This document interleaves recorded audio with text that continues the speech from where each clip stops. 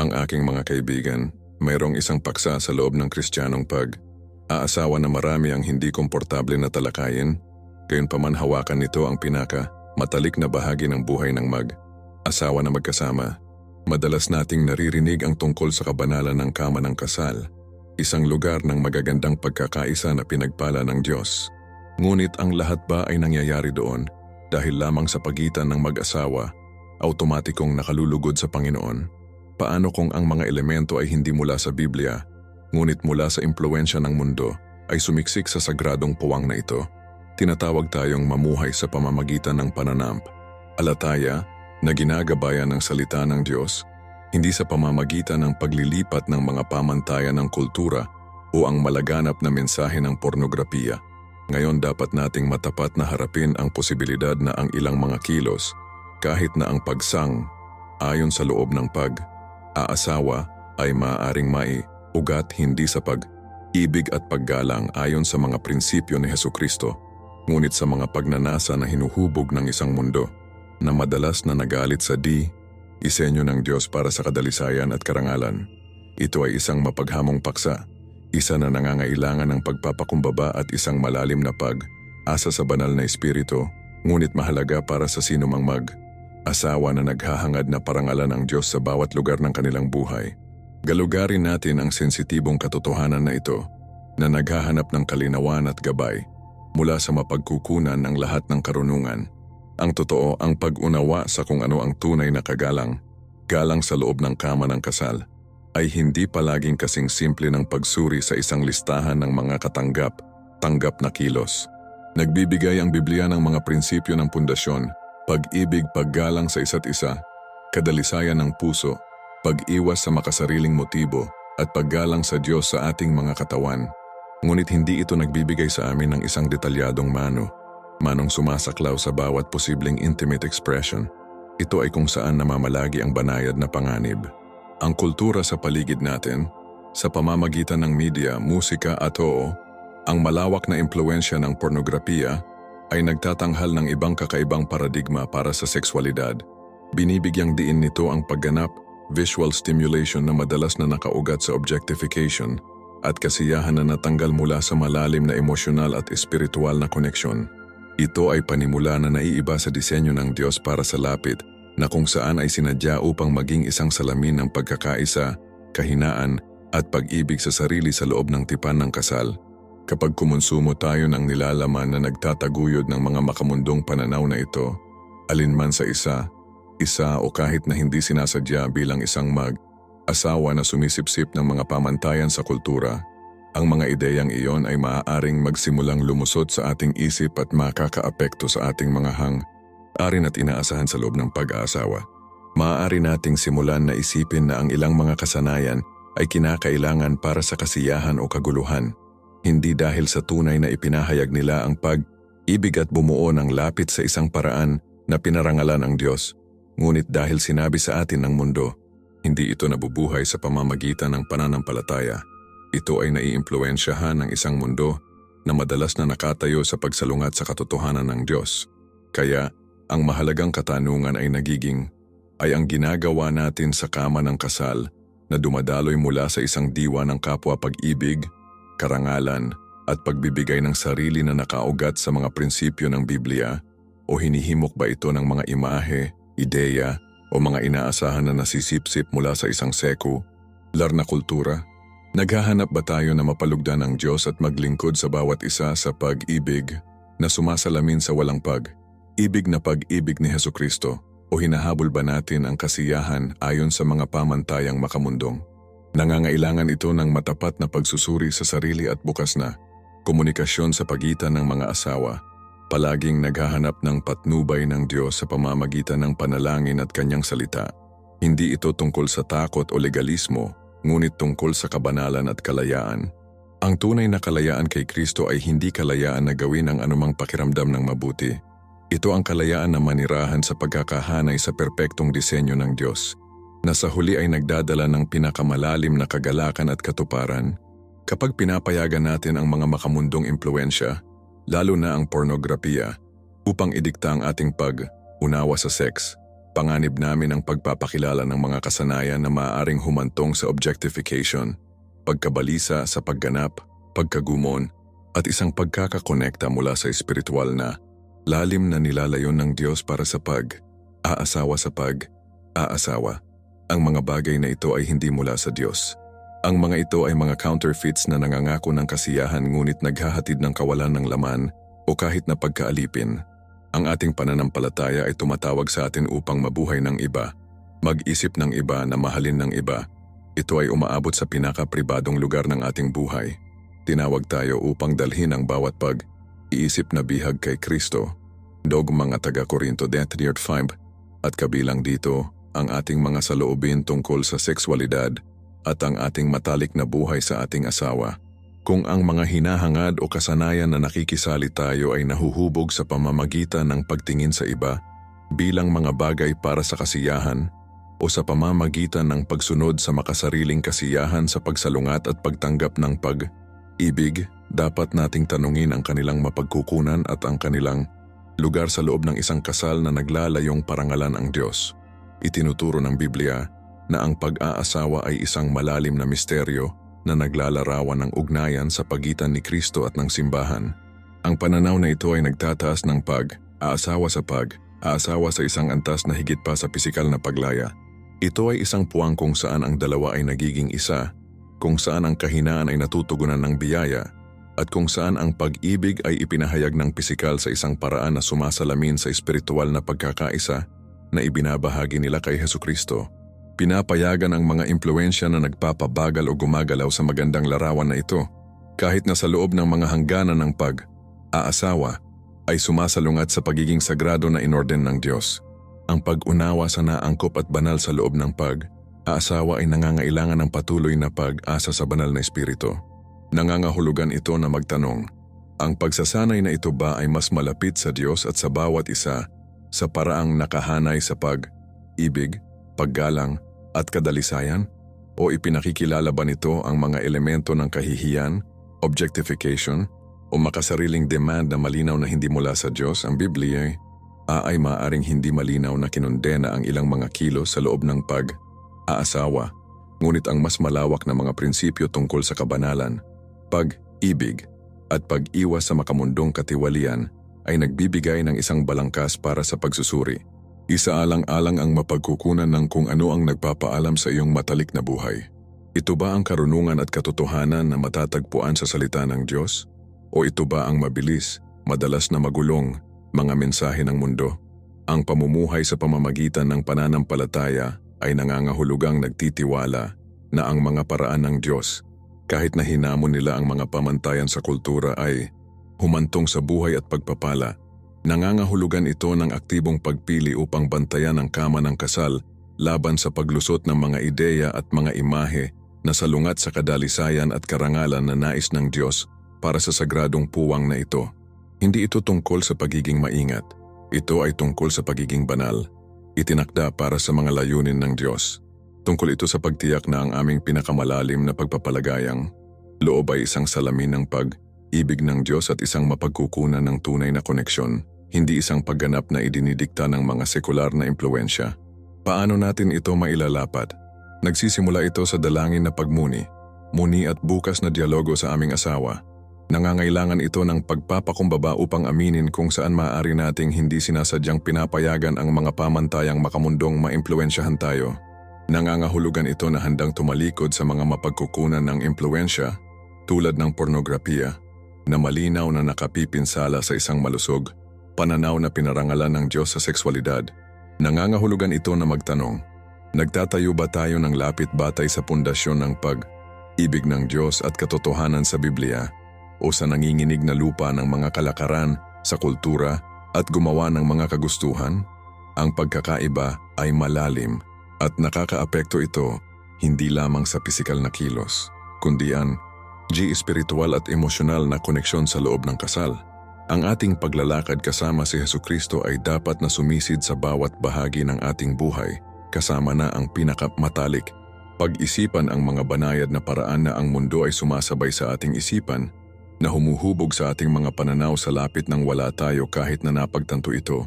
Binomba kami ng media ng mga imahe at salaysay na madalas na naglalarawan ng sex sa labas ng disenyo ng Diyos bilang kaswal, hinihimok ng pagganap, nakasentro sa sarili, o kahit na baluktot. Ang mga impluensyang ito ay maaaring lumikha ng mga inaasahan o kagustuhan na banyaga sa dalisay, kagalang, galang, at banal na unyon na inilaan ng Diyos para sa pag-aasawa. Kapag ang mga dayuhang elemento na ito, kung ang mga ito ay mga imahe, ideya, o pag-uugali na natutunan sa ibang lugar, ay dinala sa lapit ng kama ng kasal, ipinakilala nila ang isang form ng marumi. Ang konsepto ng lechosin mansila mula sa Hebreo 3:4 ay direktang nagsasalita sa ito. Nangangahulugan ito na ang kama ng pag-aasawa ay dapat na panatilihing hindi natukoy, na hindi nababago ng anumang bagay na hindi maganda o hindi kahiya. Ito ay hindi lamang tungkol sa pag-iwas sa mga gawain sa extramarital, kahit na tiyak na bahagi ito. Ito rin ay tungkol sa kalidad at katangian ng lapit sa loob ng paikyu ang kasal. Ito ba ay nailalarawan sa pamamagitan ng pag-ibig, paggalang, kapwa kasiyahan at kahinaan tulad ng nakabalangkas sa Biblia? O nasasaktan ba ito ng pagnanasa, kung saan ang isang asawa ay tiningnan lalo na bilang isang bagay para sa personal na kasiyahan? Nasira ba ito ng pagiging makasarili kung saan ang mga hangarin ng isang kapareha ay nangingibabaw? O ang batas ay natanggal mula sa emosyonal at espiritual na koneksyon? Naimpluwensyahan ba ito ng paggaya ng mga kilos na inilalarawan sa baluktot na material, na salungat sa disenyo ng Diyos para sa malusog, mapagmahal na lapit? Ang mga tanungang ito ay kritikal sapagkat ang Diyos ay nababahala sa estado ng ating mga puso at isipan, na hindi maiiwasang maimpluwensyahan ang ating mga aksyon. Ang pamumuhay sa pamamagitan ng pananampalataya ay nangangahulugang nagtitiwala na ang plano ng Diyos para sa pag-aasawa, kabilang ang sexual na pagpapalagayang loob, ay perpekto at dinisenyo para sa ating tunay na kabutihan at kagalakan. Nangangahulugan ito ng aktibong paglaban sa mga kasinungalingan na sinasabi sa amin ng mundo tungkol sa sex, na mamalagi na nangangako ng kalayaan ngunit naghahatid ng pagkaalipin sa makasariling mga pagnanasa o perversions. Ang pagprotekta sa kama ng kasal mula sa marumi ay isang espiritual na disiplina. Nangangailangan ito ng pagbabantay laban sa mga panlabas na impluensya at introspection tungkol sa aming mga panloob na kagustuhan. Ito ay nagsasangkot ng pagkilala na ang ating mga katawan ay mga templo ng banal na espiritu na nangangahulugang gagamitin para sa kaluwalhatian ng Diyos, at ito ay umaabot sa pinaka-matalik na aspeto ng pag-aasawa. Tinatawag tayo ng Biblia sa kabanalan sa lahat ng mga lugar ng ating buhay, at ang lapit ay walang pagbubukod. Paano natin malilinang ang kabanalan at kadalisayan sa ating matalik na buhay? Nagsisimula ito sa isang nabagong pangako sa salita ng Diyos bilang ating gabay. Nangangailangan ito ng bukas, matapat at puno ng biyaya na komunikasyon sa iyong asawa tungkol sa mga sensitibong paksa na ito. Nangangahulugan ito na sapat na matapang upang makilala at maalis ang mga mapagkukunan ng makamundong katiwalian na maaaring makaapekto sa iyong pananaw o pag-uugali, kung ito ay pornografiya, ilang mga uri ng media, o kahit na hindi malusog na pag-uusap. Bukod dito, nangangahulugan ito ng aktibong paghabol sa pagpapalagayang loob na binuo sa pag-ibig, paggalang at kahinaan na ginagabayan ng mga prinsipyo na matatagpuan sa Biblia. Ito ay nagsasangkot ng pag-unawa na ang sexual na pagpapalagayang loob sa pag-aasawa ay isang magandang pagpapahayag ng pag-ibig sa tipan ng Diyos, isang salamin ng unyon sa pagitan ni Hesukristo at ng kanyang simbahan. Kapag pinapayagan natin ang pagnanasa o pagiging makasarili na pumasok, pinipigilan natin ang banal na larawan na ito. Kapag ginagaya natin ang mga baluktot na kilos, ipinakilala natin ang isang bagay na panimula na taliwas sa kabanalan at pinarangalan ang nais ng Diyos para sa atin. Ang pamumuhay ng isang buhay na nakasentro kay Hesukristo ay nagbibigay ng lakas at karunungan na kinakailangan upang mag-navigate sa mga hamong ito. Ang aming pananampalataya ay hindi lamang para sa linggo ng umaga. Ito ay sinadya upang sumisid sa bawat sulok ng aming pag-iral, kabilang ang silid, tulugan. Nangangahulugan ito na umaasa sa biyaya ng Diyos upang malampasan ang tukso, patawarin ang mga nakaraang pagkakamali, at lumago sa kadalisayan at pag-unawa sa kanyang disenyo. Nangangailangan ito ng paglilinang ng isang puso na naglalayong parangalan ang Diyos sa bawat iisip at pagkilos, kasama na ang mga nauugnay sa lapit. Ang patuloy na proseso ng pagpapakabanal na posible sa pamamagitan ni Hesukristo ay mahalaga para sa pagpapanatili ng isang hindi natukoy na kama ng kasal. Tungkol ito sa pagtiyak na ang ating lapit ay isang mapagkukunan ng buhay, koneksyon at pagpapala, sa halip na isang lugar na napinsala ng makamundong katiwalian o makasariling motibo. Ito ay isang tawag sa mas mataas na pamantayan, isang tawag upang mabuhay ng buo ang ating pananampalataya na nagtitiwala na ang mga paraan ng Diyos ay palaging pinakamahusay. Okay? Mas malalim natin ang assertion na ito. Ang pag-angkin ay hindi lamang tungkol sa mga kilos sa kanilang sarili, ngunit tungkol sa kanilang pinagmulan at ang espiriton sa likod nila kapag sila ay pinagtibay, dahil lamang sa mga ito ay laganap sa isang lipunan na hypersexualized o dahil ang isang tao ay sinabihan na kinakailangan para sa mabuting sex sa pamamagitan ng mga pamantayang makamundong. Ang argumento ay kapag ang pagpapalagayang loob sa loob ng pag-aasawa ay nagsisimula sa paggaya ng mga kasanayan na hiwalay sa disenyo ng Diyos o mas masahol pa ay nakaugat sa mga sinaunang ritual o mga pamantayan sa kultura na malinaw na salungat sa moralidad ng Biblia, peligro natin ang pakilala ng mga elemento na panimula sa banyaga sa kabanalan na inilaan ng Diyos para sa kama ng kasal. Isipin ito, ang Biblia ay patuloy na nagbabalalaban sa pag-ampon ng mga kasanayan ng mga nakapalibot na kultura, lalo na ang mga nakatali sa idolatriya o sexual na imoralidad. Hindi lamang ito tungkol sa pag-iwas sa mga tiyak na kilos. Ito ay tungkol sa pagprotekta sa mga puso at isipan ng mga tao ng Diyos mula sa pag-ampon ng isang pananaw sa mundo at halaga ng halaga na tutol sa Kanya. Kapag ang modernong kultura, higit sa lahat pagtanggi sa katotohanan sa Biblia, ay nagtataguyod ng ilang mga sexual na pag-uugali tulad ng pamantayan o kahit na kinakailangan para sa katuparan, at ang mga pag-uugali ay sumasalamin sa mga bagay na may kasaysayan na nauugnay sa paganong pagkamayab o pag-aalala ay ang sapli o hindi gaanong sapli na nag-import ng parehong espiritu at halaga ng sistema sa Kristiyanong pag-aasawa. Hindi ito sasabihin na ang bawat na pagsasanay ay likas na kasamaan, ngunit sa halip na ang pagganyak at mapagkukunan ay mahalaga. Ang isang mag-asawa ba ay naggalugad ng lapit sa labas ng kapwa pag-ibig, paggalang, at isang pagnanais na pagpalain ang isa't isa sa loob ng tipan na itinatag ng Diyos, na naghahangad na luwalhatiin siya kahit sa kanilang pisikal na unyon? O nagsasama ba sila ng mga kasanayan dahil sa tingin nila ay pinipilit ng mga panlabas na pamantayan sa kultura, pornografiya, o isang pagnanais na magtiklop ng isang bagay na nakita nila sa labas ng konteksto ng kanilang sariling sagrado, in order na Diyos? Kapag ang huli ay ang kaso, mayroong isang tunay na panganib na payagan ang pagpasok na pumasok. Ang ating pananampalataya ay tumatawag sa atin na maging hiwalay. Maging banal, ihiwalay para sa mga layunin ng Diyos. Ang paghihiwalay na ito ay hindi lamang tungkol sa pag-iwas sa mga halatang kasalanan. Tungkol ito sa pagtiyak na ang ating buhay, kasama na ang aming pinakamatalik na sandali, ay itinuro at tinukoy ng salita ng Diyos. Ang Biblia, sa halip na ang pag-aalsa, madalas na tiwali, pamantayan ng mundan, o ang sexual na revolusyon, at ang kasunod na hypersexualization ng kulturang kanluranin, ay panimula na binago ang unawa ng sex. Para sa marami, ito ay madalas na tiningnan na puro libangan, walang tipan, pangako, o espiritual na kahalagahan. Ito ay nakatayo sa kaibahan ng Biblia, kung saan ang sexual na pagpapalagayang loob sa loob ng pag-aasawa ay isang malalim na misteryo na sumisimbolo sa unyon ni Hesukristo at ng kanyang simbahan. Kung ang mga kasanayan mula sa libangan na ito, ang tipan na hindi gaanong pananaw sa mundo ay hindi sinasadya na dinala sa pag-aasawa, maaari silang magdala sa kanila ng isang diwa ng pagtatalaga sa sarili, pagganap, o objectification na dayuhan sa hangarin ng Diyos para sa pag-ibig, kahinaan at agkakaisa. Para sa isang mag-asawang Kristiyano na nag-navigate nito, ang tanong ay nagiging, pinapayagan ba natin ang mundo na tukuyin ang ating lapit? O pinapayagan natin ang disenyo ng Diyos tulad ng isiniwalat sa Biblia at nakasentro sa buhay ni Hesukristo upang gabayan tayo? Ang ating pananampalataya ay ang ating kumpas.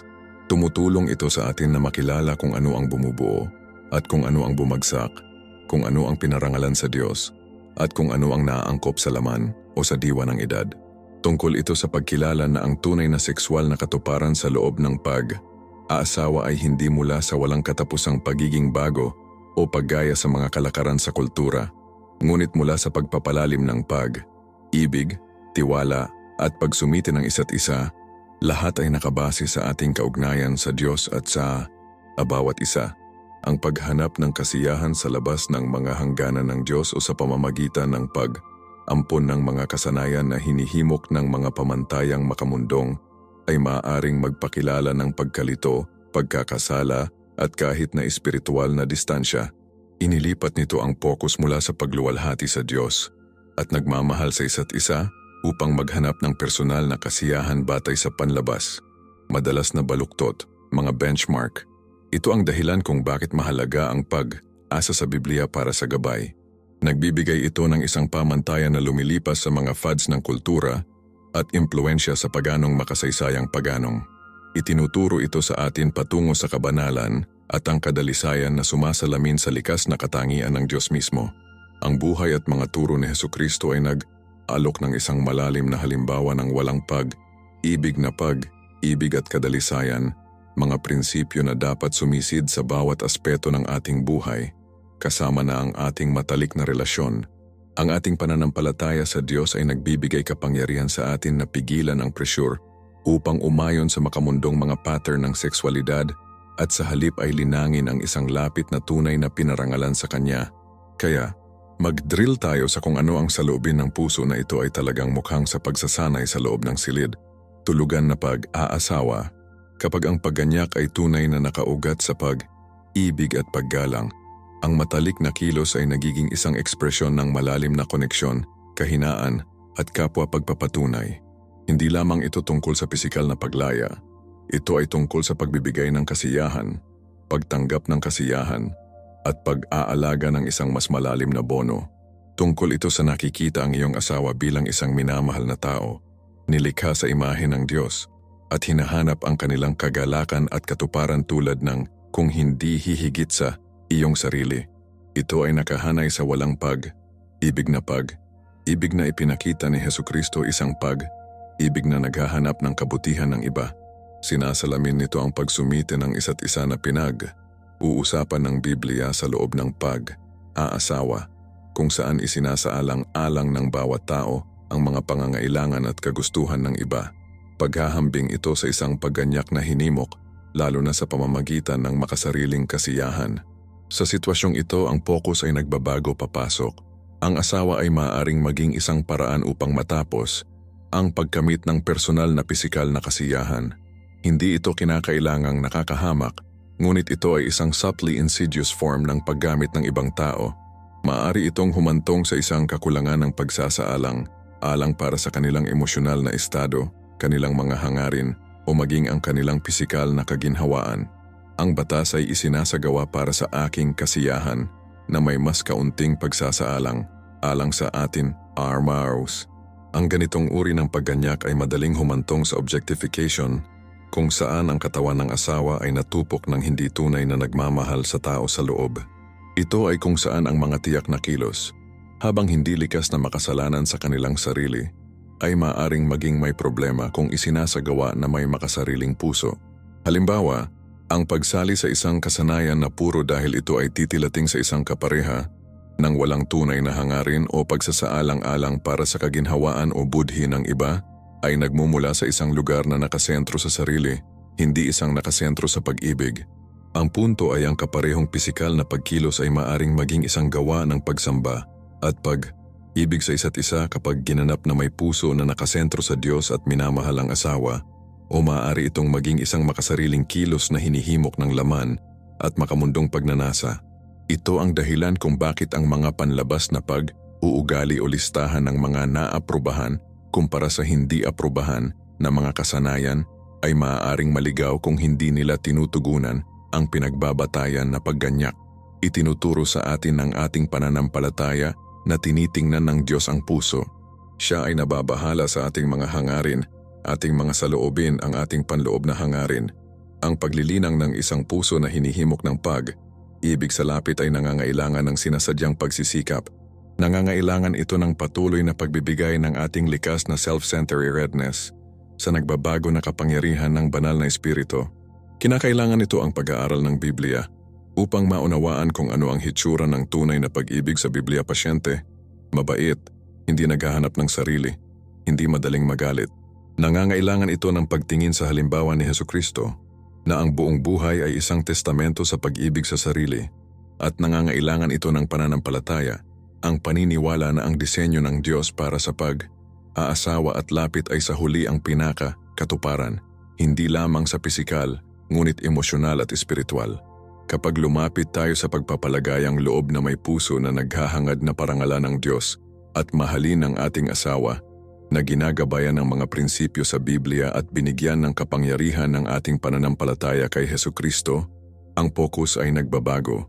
Lumilipat ito mula sa pagtatanong ng ano ang makukuha ko, sa ano ang maibibigay ko, at paano tayo makakonekta ng mas malalim. Ang pananaw na ito ay nag-iingat laban sa hangarin ng pagiging bago para sa kapakanan o ang pag-ampon ng mga kasanayan na maaaring mabawasan ang pagiging sagrado ng unyon.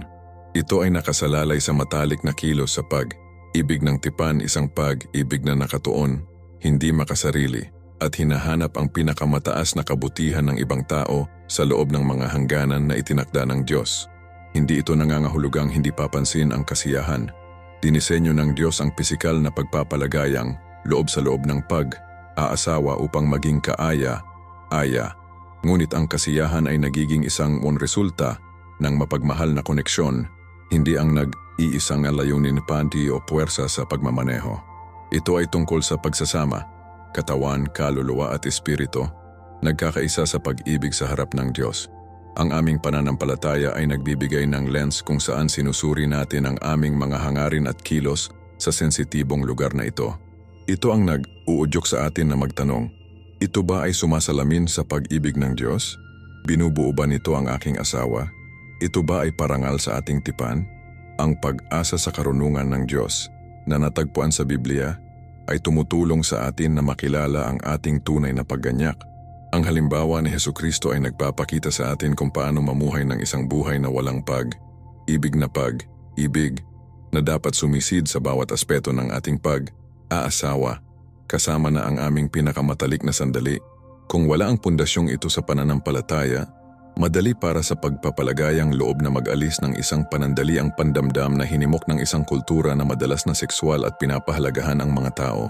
Ang presyur na pangkultura na ito ay patuloy na binabomba sa amin ng mga pangit na pananaw na ginagawang hindi paniwalang mapaghamong upang ihanay ang ating pag-iisip at kagustuhan sa pananaw ng Diyos, maliban kung tayo ay aktibo, sinasadyang mababago ang ating isipan.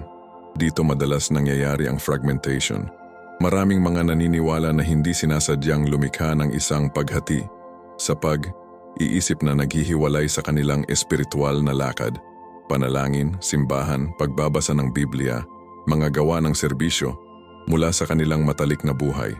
Umaasa sila sa kanilang pananampalataya sa Diyos para sa gabay sa kanilang mga profesional na buhay, pananalapi o pakikipag-ugnayan sa mga kaibigan. Ngunit pagdating sa kanilang sexualidad, sa loob ng pag-aasawa, default sila sa kung ano ang mga modelo ng mundo, kung ano ang nararamdaman sa sandaling ito o kung ano ang nakikita nila bilang normal, batay sa mga secular na pamantayan o kahit na mga nakaraang karanasan sa labas ng kanilang paglalakbay sa pananampalataya. Ang compartmentalization na ito ay nakapipinsala. Pinipigilan nito ang nagbabago na kapangyarihan ng banal na espiritu mula sa impluensya sa isang mahalagang lugar ng koneksyon ng tao at karanasan na dinisenyo mismo ng Diyos. Ipinapahiwatig nito na ang bahaging ito ng buhay ay sa paanuman sa labas ng lupain ng pag-aalala ng Diyos o ang kanyang kakayahang tubusin at pakabanalin. Ngunit ang katotohanan na natagpuan sa buong Biblia ay ang Diyos ay interesado sa bawat aspeto ng ating buhay, kasama na ang aming pinakamatalik na relasyon. Ayaw niya ng isang fragment na pananampalataya. Nais niya ang aming kumpletong pagsuko at pagbabagong anyo sa lahat ng mga lugar. Ang pamumuhay kasama ang dibisyon ng kaisipan na ito ay nangangahulugang hindi natin pinapayagan ang ilaw ng katotohanan ng Diyos, tulad ng isiniwalat sa pamamagitan ni Hesukristo, upang lubos na maipaliwanag at linisin ang ating mga saloobin, kagustuhan at kilos tungkol sa sexualidad.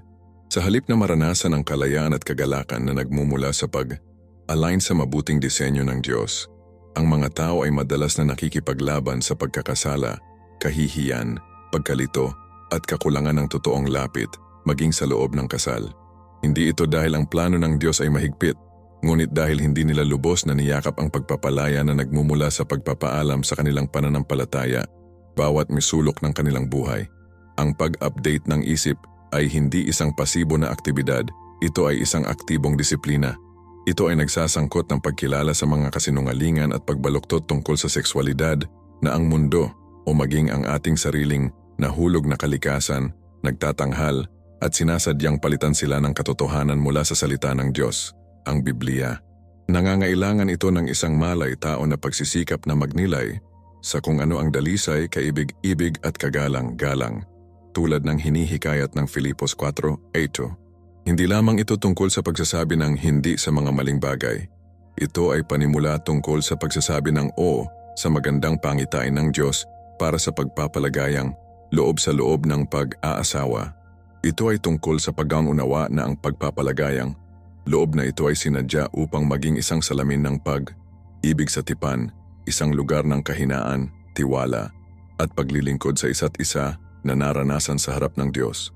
Kinikilala na ang ating mga katawan at ang ating sexualidad ay kabilang sa Panginoon na tinubos ng sakripisyo ni Hesukristo at inilaan para sa kanyang kaluwalhatian.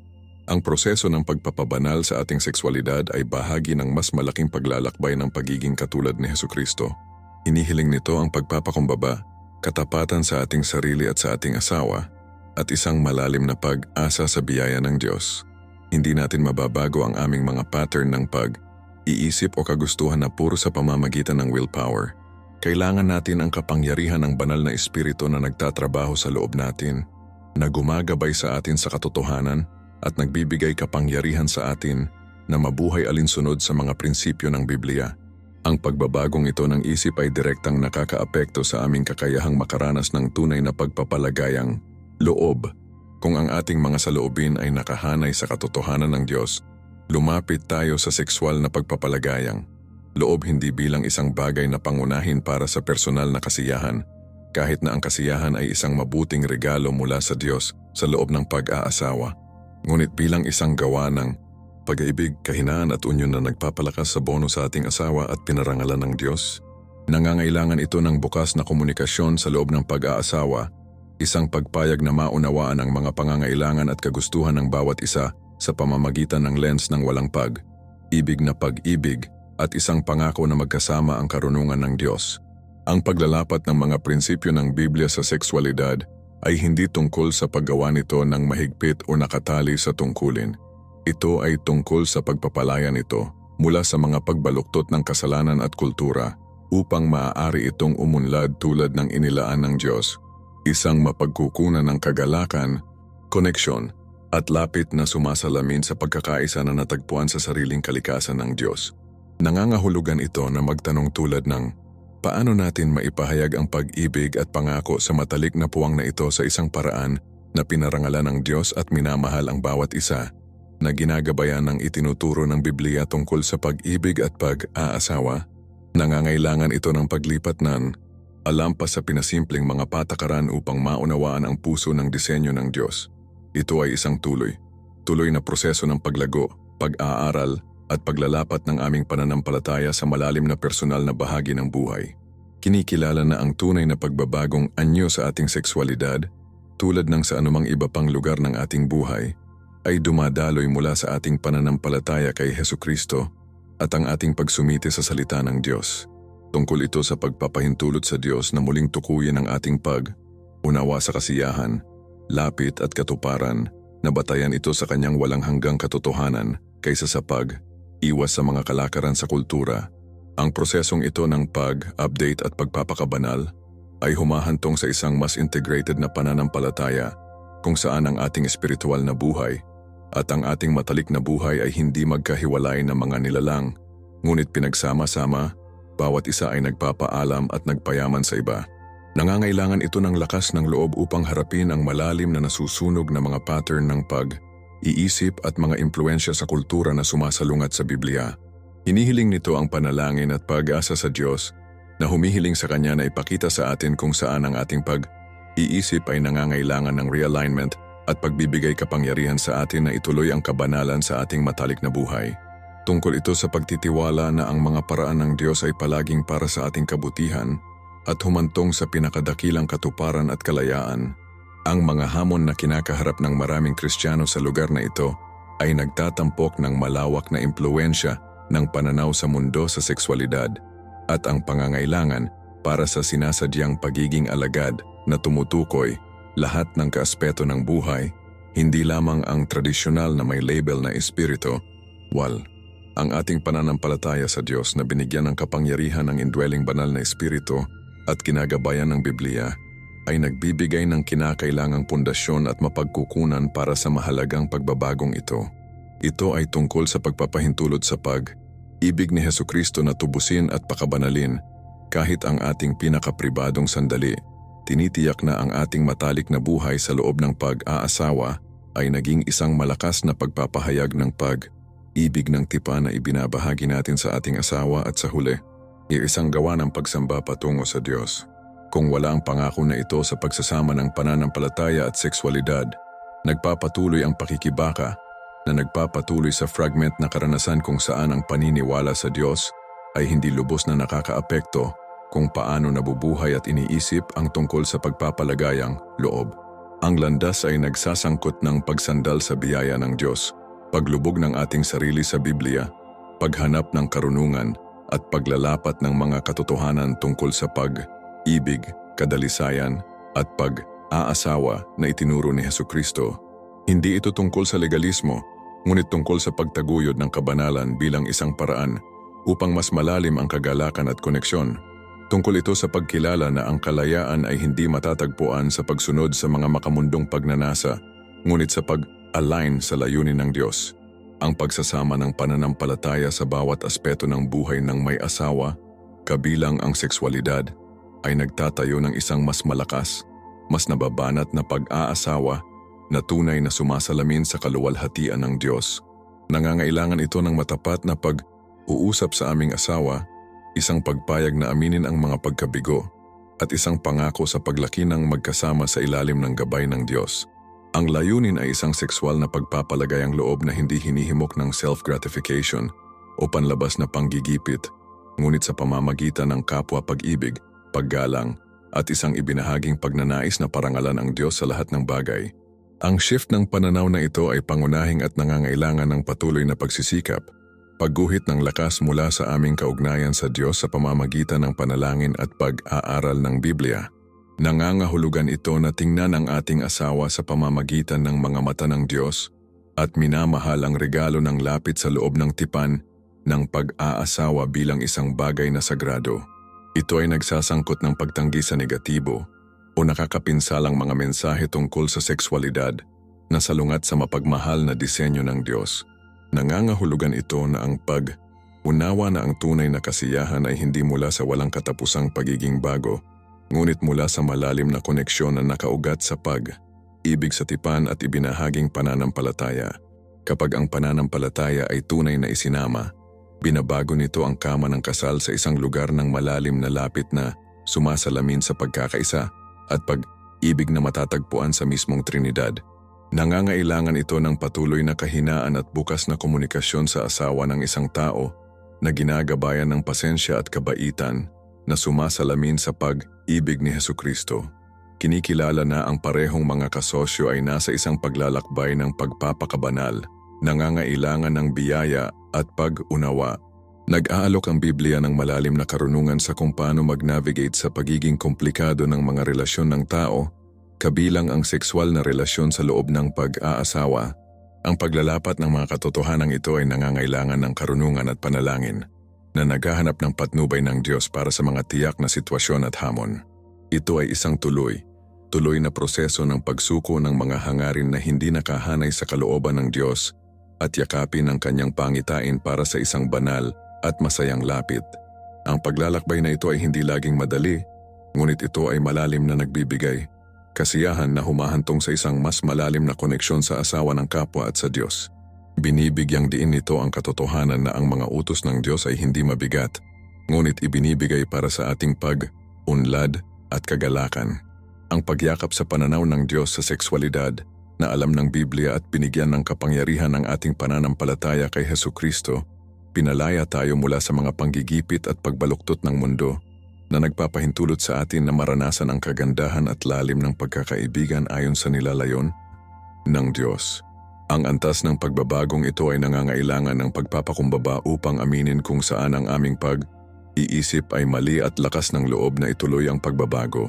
Ito ay nagsasangkot ng aktibong paglilinang ng isang mindset na nakikita ang sexualidad sa loob ng pag-aasawa bilang isang mahalagang regalo mula sa Diyos na maging katiwala ng pangangalaga at intensyon. Nangangahulugan ito na pahintulutan ang katotohanan ng salita ng Diyos na hubugin ang ating mga hangarin, ating mga saloobin, at ating mga aksyon sa silid, tulugan. Ang holistic na diskarte na ito sa pananampalataya, kung saan ang Diyos ay Panginoon sa bawat lugar ng buhay, ay mahalaga para sa pagtagumpayan ng pagkapira, piraso na pumipigil sa maraming mananampalataya mula sa nakakaranas ng kapunuan ng disenyo ng Diyos para sa pag-aasawa at lapit. Ito ay sa pamamagitan ng kapangyarihan ng Diyos na magagamit sa atin sa pamamagitan ni Hesukristo na posible ang pag-renew at pagpapabanal na ito. Ito ay hindi lamang tungkol sa pagbabago ng pag-uugali, ngunit tungkol sa isang malalim na pagbabagong anyo ng puso na dumadaloy mula sa ating kaugnayan sa Diyos. Ang prosesong ito ay nagsasangkot ng paghahagis ng mga haka at bawat mataas na bagay na tumataas sa sarili laban sa kaalaman ng Diyos at isinasagawa ang bawat pag-iisip sa pagkabihag sa pagsunod ni Hesukristo. Habang hinahangad nating mabuhay ang disenyo ng Diyos sa bawat lugar, kabilang ang pagpapalagayang loob, pag-isipan mo ito. Paano mo aktibong inilalapat ang mga katotohanan mula sa Biblia na alam ng iyong pananampalataya kay Hesukristo upang linangin ang pakikipag-ugnay na nais ng Diyos para sa iyong kasal? Ibahagi ang iyong mga pagmumuni. Muni sa mga komento sa ibaba, pagpalain ng iyong mga pananaw ang pamayanan na ito na naglalakbay sa Diyos. Kung nais mong ipagpatuloy ang paggalugad kung paano binabago ng pananampalataya ang lahat ng buhay, kasama na ang iyong kasal, siguraduhing mag-subscribe ngayon at i-click ang bell ng abiso upang hindi mo makaligtaan ang susunod na video sa seryeng ito. Ito ay isang paglalakbay na pinagsama natin na nakaangkla kay Hesukristo at sa kanyang salita, hanggang sa pagkatapos, patuloy na maglakad ng malapit sa Diyos. Marko